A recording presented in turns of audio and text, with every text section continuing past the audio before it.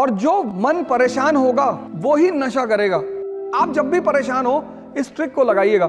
ये युवाओं के लिए है, जिसने ना कभी आराम किया, विघ्नों में रहकर काम किया। विघ्न मतलब चैलेंज, जिससे आप भाग रहे हो। अब अगर भाग जाते तो बड़ी बेइज्जती होती। कोई छोटा मोटा विचार आपको प्रभावित नहीं कर सकता, कि मरा हुआ दिमाग है तुम्हारा।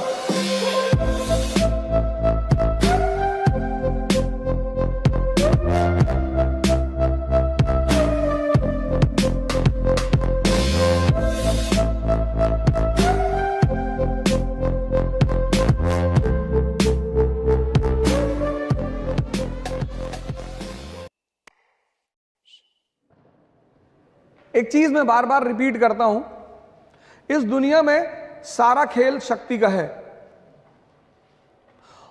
और शक्ति के सृजन में मन की बड़ी भूमिका है। इस पूरी लाइन को सुनिएगा। शक्ति के सृजन में मन की बड़ी भूमिका है। आपका पूरा जीवन मन पे। इसलिए दुनिया के जितने भी धर्म हैं उसमें सजदा का, सर झुकाने का बड़ा इंपॉर्टेंस है। आप मंदिर में भी सर झुकाते हुए लोगों को देखोगे, मस्जिद में भी देखोगे, कहीं भी जाओगे तो सर झुकाने का बड़ा कॉन्सेप्ट है। क्योंकि मनुष्य का पूरा जीवन यहां से संचालित है।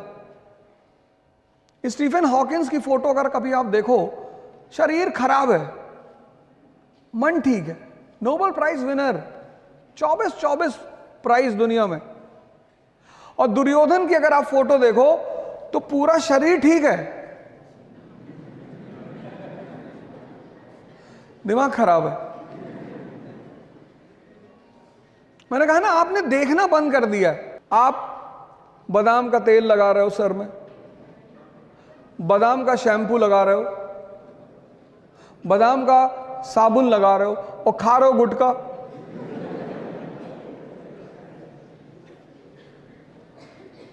आप सोच के देखो, आप बस सोचो कि आप 21 साल के नवयुवक हैं, इतने अच्छे कॉलेज में पढ़ रहे हैं, आप स्कूल जा रहे हैं, पढ़ने जा रहे हैं, और आप सोचिए कि उन पैकेटों पे, उनकी हिम्मत देखिए, उन पैकेटों पे उन्होंने फोटो बना दी है कैंसर के पेशेंट की। आप उनकी ताकत देखिए कि आपको वो कितना मूर्ख समझते हैं, कि मरा हुआ दिमाग है तुम्हारा। आज अगर आप, तो मुझे नहीं लगता आप में से कोई खाता होगा, लेकिन मान लीजिए अगर कोई खाता हो, तो आज आप 1 मिनट उस पैकेट को देखिएगा जहां वो फोटो बना है। बस आप गौर से एक बार उसे देखिएगा। तो जब सारा संचालन मन से होगा, सारा, तो शरीर से ज्यादा किस पे ध्यान दिया जाना चाहिए? मन पे। स्वामी विवेकानंद गए यूरोप, अमेरिका, कोई टाई नहीं, कोई सूट नहीं, कुछ नहीं, कितना सम्मान हुआ। तो वो सम्मान किसका था? ज्ञान का। आज डॉक्टर अंबेडकर भगवान के समान इस देश में हैं, वो सम्मान किसका है? उनके ज्ञान का। किसने उन्हें इतना ताकतवर बनाया? ज्ञान ने। कभी आपको मौका लगे, आप डॉक्टर अंबेडकर की एक किताब जरूर पढ़ना, कंपलसरी पढ़ना। मतलब 2 किताबें तो आपको पढ़नी चाहिए। एक एपीजे कलाम की इग्नाइटेड माइंड्स, पढ़नी ही चाहिए आपको। आपको पता चलेगा कि यूथ को क्या क्या कर, उसमें 13 चैप्टर हैं, और वो 13 चैप्टर नहीं है, वो 13 नियम है। जैसे पहला चैप्टर में उन्होंने ड्रीम पे चर्चा की है, सपने पे, कि हर व्यक्ति को सपना देखना चाहिए। तो अंबेडकर की एक किताब है, डॉक्टर अंबेडकर की, Buddha and his gospel, Buddha और उनके उपदेश। प्लीज आप कम से कम जीवन में ये 2 किताब जरूर पढ़ी, एक इग्नाइटेड माइंड्स और एक बुद्धा एंड हिज गॉस्पेल। और इन दोनों किताबों का जो एसेंस है, सार, वो यही है कि व्यक्ति को सबसे ज्यादा काम अपने मन पे करना चाहिए। 5 साल से 15 साल तक आपके सामने कोई चुनौती नहीं थी। आप देखो, घर में कभी कभी डेथ हो जाती है और सारे रिश्तेदार आ जाते हैं और उनके बच्चे आ जाते हैं, तो वो बच्चे खेलते हैं वहां आपस में, उन्हें नहीं पता होता कि क्या हो गया। मतलब किसी की डेड बॉडी घर में पड़ी और बच्चे खेल रहे हैं। 15 साल के बाद आपके जीवन में, हमारे जीवन में एक चीज शुरू होती है, उस चीज का नाम है चुनौती, चैलेंज। तभी तो रश्मि रथ में एक स्टैंजा है पूरा, आप सबको वो पढ़नी चाहिए। आप राजा बनना चाहते हैं, आप कुछ बड़ा करना चाहते हैं दुनिया में, तो रश्मि रथ की वो लाइनें इतनी कीमती हैं। वसुधा का नेता कौन हुआ? वसुधा मतलब धरती, इसका नेता कौन हुआ? भूखंड विजेता कौन हुआ? सिकंदर की बात हो रही है। अतुलित यश क्रेता कौन हुआ? भगवान श्री कृष्ण। नवधर्म प्रणेता कौन हुआ? भगवान बुद्ध। अब सोचिए, कवि खुद सवाल कर रहा है, वसुधा का नेता कौन हुआ? Question mark. भूखंड विजेता कौन हुआ? Question mark. अतुलित यश क्रेता कौन हुआ? Question mark. नवधर्म प्रणेता? Question mark. कवि क्वेश्चन कर रहा है, जो आपका क्वेश्चन है उसको वो कर रहा है।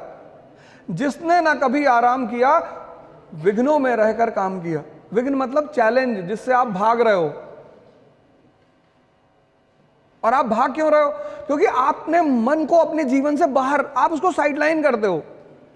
इस देश में ध्यान वो लोग करते हैं ज्यादातर जो बीमार हैं।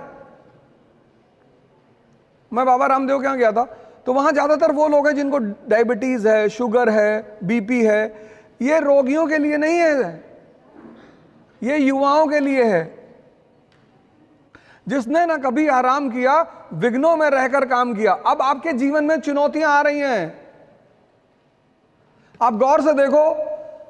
50% लोग जो यहां खड़े हैं मिडिल क्लास के होंगे।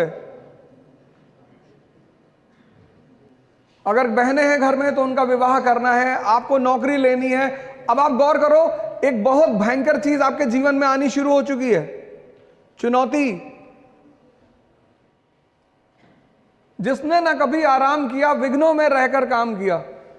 जीवन में विघ्न जब आते हैं, सोते से हमें जगाते हैं। कैसे? मन को मरोड़ते हैं पल पल। आप देखो कितने परेशान रहते होंगे, अनरेस्ट में रहते होंगे, मन नहीं लगता होगा, गुस्सा आता होगा, चिड़चिड़ापन पैदा हो रहा होगा। ये सब चीजें शुरू हो चुकी होंगी। अगर आप अपने जीवन को इंट्रोस्पेक्ट अभी करो, ये वही दौर है आपका, सब इससे गुजरते हैं। मन को मरोड़ते हैं पल पल। आप सोचो, जब आप 4-5 लोग रहते हो तो आप रिलैक्स रहते हो। जैसे आप अकेले होते होगे, आपको बेचैनी शुरू हो जाती होगी। ये चीज इस यहां जितने लोग खड़े उसमें से 80% को होता होगा, गारंटी। आपको बेचैनी, आप चाहते हो कि बाहर निकल जाए, अकेले ना रहें, नींद रात में नहीं आएगी, तो आप कहोगे कि रात भर मैं पढ़ता हूं। जब पलटते पलटते थक जाते होगे तब सुबह नींद आती होगी। मन को मरोड़ते हैं पल पल, तन को कहीं बीमारी हो गई, कहीं पेट में दर्द हो गया, किसी को माइग्रेन होगा। आजकल के सबसे बड़ा रोग माइग्रेन है। माइग्रेन इसीलिए कि सपने भी बड़े हैं और चुनौतियां भी बड़ी हैं, और दोनों में लड़ाई चल रही है। ध्यान मतलब देखना, अपने आप को देखना। उसमें एक प्रक्रिया है। भारत में बड़े सारे सेंटर्स हैं, विपासना के सेंटर्स हैं। बुद्ध ने ये खोज की थी, इस विधि की, विपासना की। विपासना का मतलब होता है आन-पान सत्य, अपने आंख सांसों को आते जाते हुए देखना। आप जब भी परेशान हो, इस ट्रिक को लगाइएगा, अपनी सांसों को देखिएगा। आपका मन क्या है ये आपको नहीं पता, विचार कहां से आते हैं ये आपको नहीं पता, और विचार कौन से आएंगे ये भी आपको नहीं पता। मैं क्लास ले रहा था अर्ली इन द मॉर्निंग 8 बजे। एक लड़का आगे ही बैठा था और 700-800 की क्लास थी। तो कुछ देर बाद वो बाहर निकला, फिर आ गया। तो ऐसा होता रहता है, लड़के जाते रहते हैं, आते रहते हैं, वो कोई दिक्कत नहीं है। फिर 15 मिनट बाद वो फिर बाहर निकल गया। तो मुझे लगा इसका शायद तबीयत खराब होगी, फिर आगे बैठा। फिर तीसरी बार जब वो उठा तो मैंने उसे रोका, मैंने कहा क्या हो रहा है? कह रहा सर मुझे बार बार लग रहा है कि भूकंप आ रहा है। ये तुम्हारा मन ही तो है, विचार फेंक देता। तुम बैठे हो और विचार कब फेंकेगा? जब पढ़ने बैठोगे तब। तुम पूरे दिन घूमो, ये तुमसे कुछ नहीं कहेगा। जैसे तुमने किताब खोली एक विचार फेंक देगा, सीतापुर वाली बुआ पापा से मकान में हिस्सा मांग रही।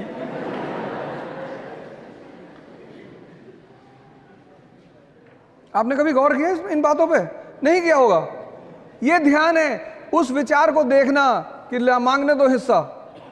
मुझे पढ़ना है, आईएएस बनना है, डॉक्टर बनना है, इंजीनियर बनना है, विधायक भी बनना है। सब आईएएस ही बन रहे, विधायक कोई बनने को तैयार नहीं, सांसद भी बनना है, और फिर बुआ जी का मकान कब्जा करना है।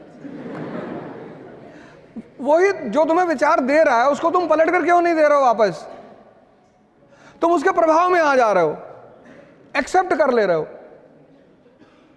फिर वो तुम्हें अगले आधे घंटे नचा रहा है और तुम्हारा मन थक गया। मैं सब लोगों से हाथ जोड़कर अपील कर रहा हूं, जोड़ लिया, कि आप सभी लोग ध्यान से जुड़ें। ये जो मन का मरोड़ आपके अंदर चल रहा है ना, ये जो आप परेशान हैं, और जो मन परेशान होगा वो ही नशा करेगा।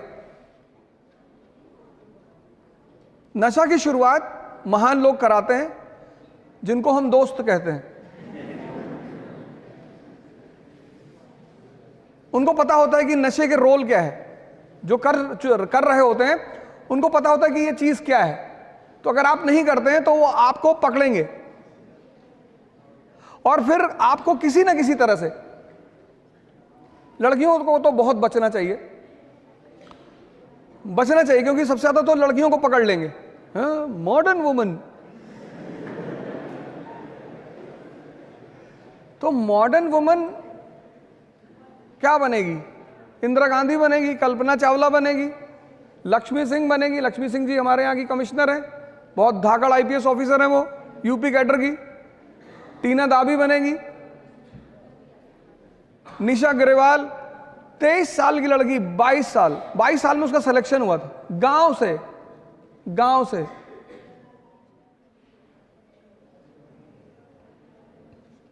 (51) रैंक आईएएस में, बिहार कैडर।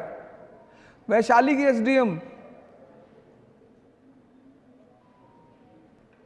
और लड़कियों को तो सबसे ज्यादा मेहनत करना है,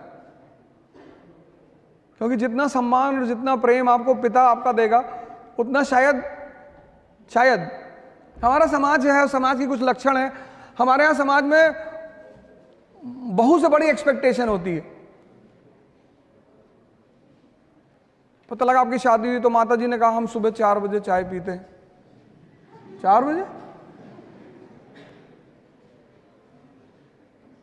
लड़कियों को तो सबसे ज्यादा, खासकर जो मिडिल क्लास के हैं, उनको अपने ऊपर सबसे ज्यादा।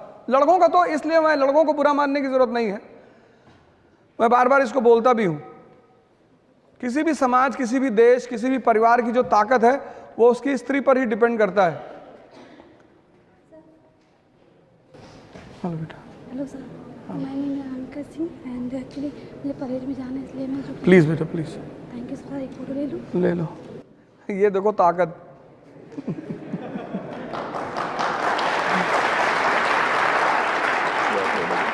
इनकी फोटो की, फैसल भाई फोटो की थी, हमें लगा डांटने आ रही। Thank you sir. पहली बार हुआ है।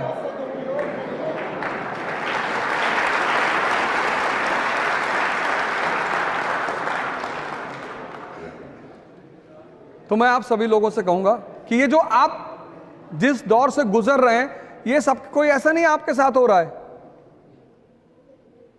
प्रभु राम, इसीलिए प्रभु राम है। तपस्या, तप शब्द जो है वो गर्मी से निकला है, हीट से। भारत का एक बहुत प्यारा शब्द है तपस्या, गर्मी।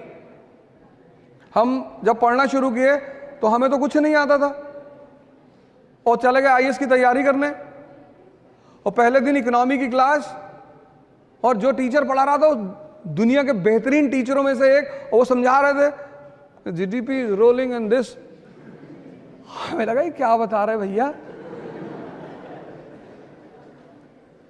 और मैं देखा क्लास में सारे लड़के एकदम तन के बैठे हुए, हिंदू न्यूज़पेपर लिए हुए, और वापस भाग भी नहीं सकते थे।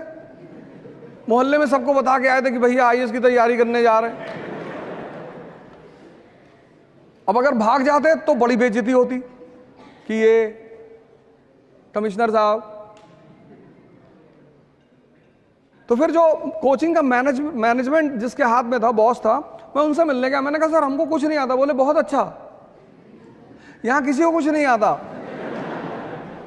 मैंने जब कोचिंग खोली थी तो मुझे भी नहीं आता था, पर आना चाहिए। मैंने कहा जी सर कैसे? तो बोले बेसिक्स से शुरुआत करो।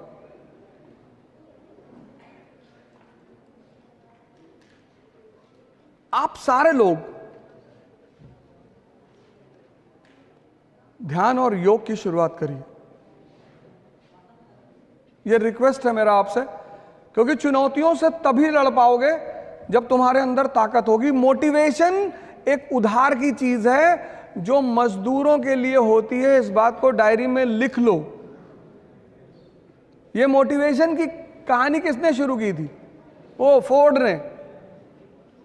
अमेरिका का व्यापारी बिजनेसमैन फोर्ड, उसको पता चला कि मजदूर ज्यादा काम नहीं कर रहे हैं, तो उसने कहा इनको मोटिवेट करो। Motivation is for workers, not for Kings.